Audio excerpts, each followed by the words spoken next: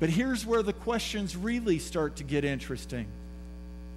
What happens for those people who didn't happen to be in that room when Jesus shows up in a bodily form, raised from the dead, and offers blessing and charge? What happens for those people? And in fact, Thomas happened to be one of those people. And so when Thomas comes along later and he runs into his brothers, they say, "We have seen the Lord." And he says, "Well, unless I see and touch for myself, I will not believe." Now, Thomas gets beat up a lot. Most everybody knows Thomas as what? Doubting Thomas. It just rolls off our tongue so easily. But the truth of the matter is, all Thomas did was say, "I want the same thing all the other disciples got." And remember, the disciples did not recognize Jesus for who he was until he showed them those things. So I think we need to be careful about taking our shots with Thomas. What Jesus does, instead of berating Thomas, is he shows up again. And he immediately turns to Thomas and he says, "Here, look, touch."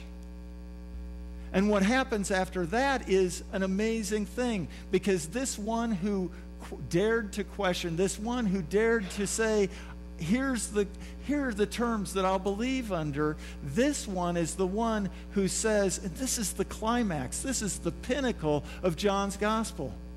Certainly, we have that point where on the cross in John's gospel, that is where Jesus is revealed in the fullness of who he is.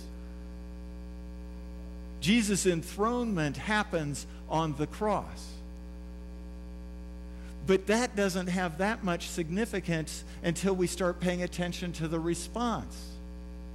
And the one who responds with absolute clarity is this one who dared to question. And what does he do? He falls down on his knees and he says, "My Lord, my Master, the one to whom I owe all allegiance, the one I should follow in everything, and my God." He identifies Jesus not just as some cool guy who happened to show them the way and teach them really great things. He names Jesus as God.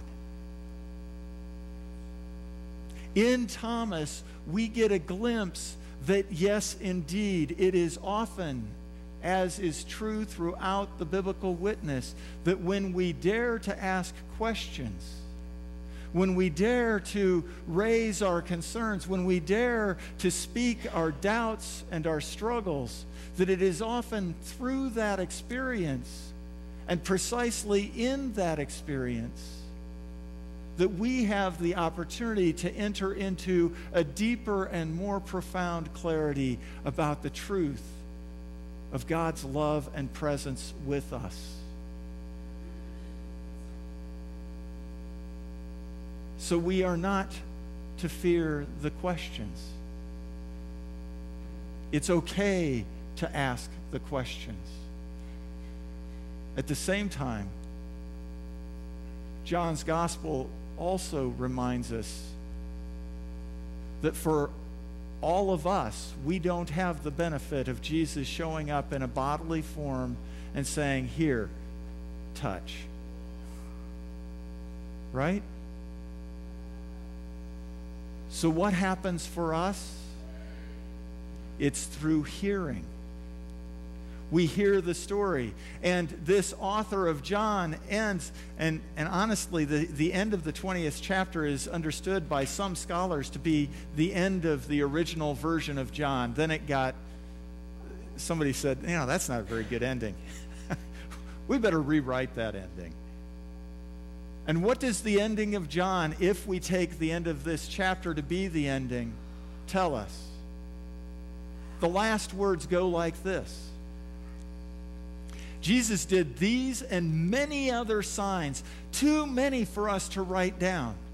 But we've recorded these so that you can hear and you can come to believe in Jesus Christ, that he is the Messiah.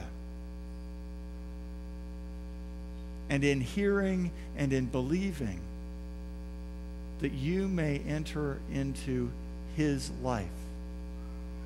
So what happens here, what Jesus does and what the author of John's gospel does, is they tell you, they tell me, that we are in this story. For we are the ones who do not have the opportunity to see in physical ways. And yet, through the story, we receive the gift of being able to believe and to trust. That no matter what our fears are, no matter what our doubts are, no matter what our questions are, God in Jesus Christ chooses to be present with us, to walk with us, to guide us. And Jesus comes to us with a charge, with responsibility. Go and share the good news. This story that you have received,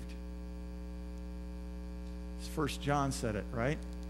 This which we have received, go and tell.